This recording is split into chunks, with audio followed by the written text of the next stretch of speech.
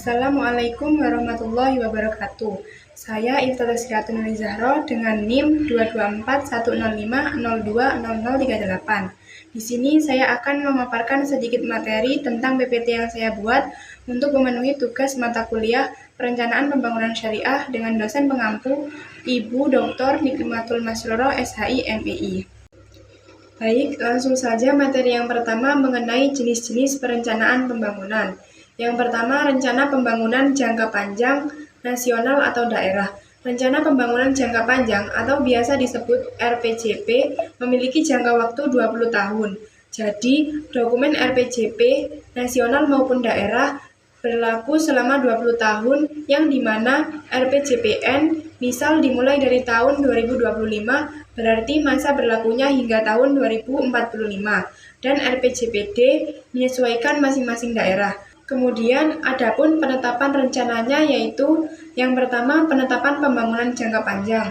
RPJP nasional ditetapkan dengan undang-undang, sedangkan RPJP daerah ditetapkan dengan peraturan daerah. Yang kedua, rencana pembangunan jangka menengah nasional atau daerah. Rencana pembangunan jangka menengah atau biasa disebut RPJM memiliki jangka waktu 5 tahun sesuai dengan masa kepemimpinan presiden atau kepala daerah terpilih.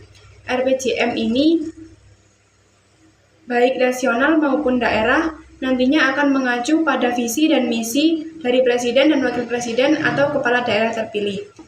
Penetapan pembangunan jangka menengah. RPJM nasional ditetapkan dengan peraturan presiden paling lambat 3 bulan setelah presiden dilantik.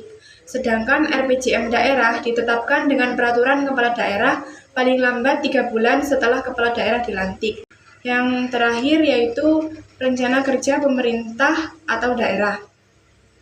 Rencana kerja pemerintah atau biasa disebut RKP ini termasuk rencana pembangunan jangka pendek, di mana akan dilaksanakan secara tahunan atau per tahun. RKP ini mengacu pada RPJM nasional maupun daerah dan rencana strategis kementerian dan lembaga atau satuan kerja pemerintah daerah. Penetapan pembangunan tahunan. RKP ditetapkan dengan peraturan presiden, sedangkan RKPD ditetapkan dengan peraturan kepala daerah. RKPD memiliki fungsi penting dalam sistem perencanaan daerah, karena RKPD menerjemahkan perencanaan strategis jangka menengah atau RPJMD dan Renstra SKPD ke dalam rencana, program, dan penganggaran tahunan.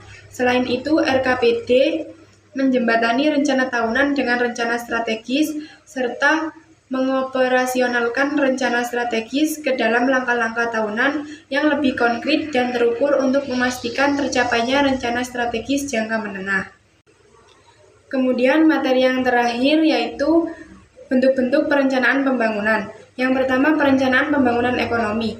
Perencanaan pembangunan ekonomi berfokus pada pengembangan sektor-sektor ekonomi seperti industri, pertanian, perdagangan, dan sektor jasa untuk meningkatkan pendapatan per kapita serta mengurangi kemiskinan. Dalam perencanaan pembangunan ekonomi mencakup peningkatan kualitas sumber daya manusia, infrastruktur, serta pengelolaan sumber daya alam yang berkelanjutan. Yang kedua, perencanaan pembangunan sosial. Perencanaan pembangunan sosial berfokus pada peningkatan kualitas hidup masyarakat melalui sektor pendidikan, kesehatan, perumahan, dan pengentasan kemiskinan. Pada perencanaan pembangunan sosial mencakup program-program sosial seperti jaminan sosial, pemberdayaan masyarakat, serta pengurangan kesenjangan sosial. Yang ketiga, perencanaan pembangunan infrastruktur. Perencanaan pembangunan infrastruktur membangun infrastruktur fisik seperti jalan, jembatan, fasilitas transportasi, listrik, air bersih, dan telekomunikasi untuk mendukung aktivitas ekonomi dan kesejahteraan masyarakat. Dalam perencanaan pembangunan infrastruktur dapat meningkatkan konektivitas antar daerah serta pengembangan infrastruktur ramah lingkungan. Yang keempat yaitu perencanaan pembangunan budaya.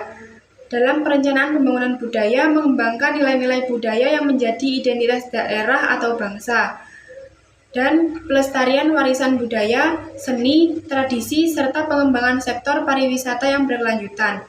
Yang terakhir, perencanaan pembangunan sumber daya manusia atau SDM. dalam perencanaan pembangunan sumber daya manusia atau SDM, peningkatan kualitas pendidikan dan pelatihan sehingga menciptakan tenaga kerja yang terampil dan kompeten. Perencanaan pembangunan sumber daya manusia berfokus pada pengentasan buta huruf, pemberdayaan perempuan, dan inklusivitas dalam pendidikan. Cukup sekian materi yang dapat saya sampaikan, kurang lebihnya mohon maaf, semoga bermanfaat. Wassalamualaikum warahmatullahi wabarakatuh.